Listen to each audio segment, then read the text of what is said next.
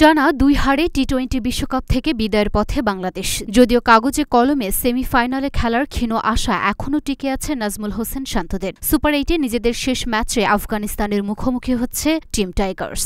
Saint ভিনসেন্টে আগামীকাল সকাল ৬:৩০টায় শুরু হবে ম্যাচটি।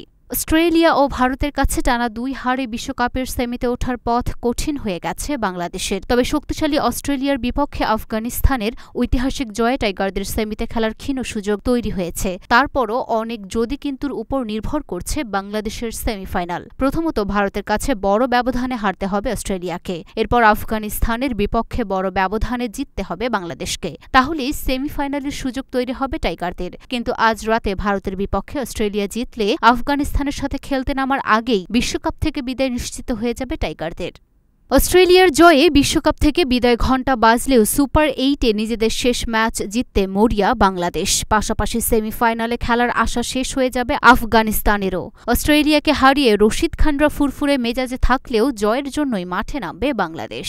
পরিসংখ্যান অনুযায়ী আইসিসি টুর্নামেন্টে বাংলাদেশের বিপক্ষে কখনো জিততে পারেনি আফগানিস্তান। ৫০ ওভার বা টি-২০ বিশ্বকাপের কোনোটিতেই নয়। টি-২০ বিশ্বকাপে এর আগে মাত্র একবারই দেখা হয়েছে দু দলের। ২০১৪ সালে ঘরের মাঠের বিশ্বকাপে আফগানিস্তানকে মাত্র ৭২ রানে গুটিয়ে দিয়ে ৯ উইকেটের জয় পেয়েছিল টাইগাররা। সব মিলিয়ে টি-২০তে ১১ বার মুখোমুখি হয়েছে বাংলাদেশ আফগানিস্তান। এর মধ্যে বাংলাদেশের জয় ৫টিতে ও আফগানদের ৬টিতে। কালকের ম্যাচে জয়ের ব্যাপারে আশাবাদী বাংলাদেশ দলের সহকারী কোচ নিক পোথাস। গতকাল সংবাদ সম্মেলনে জানিয়েছেন চাওয়া পাওয়া সম্পর্কে। এ সময় পোথাস জানিয়েছেন শেষটা জিতে শেষ করতে চান বিশ্বকাপ। লুনা আফরোজ নিপা, ঢাকা পোস্ট।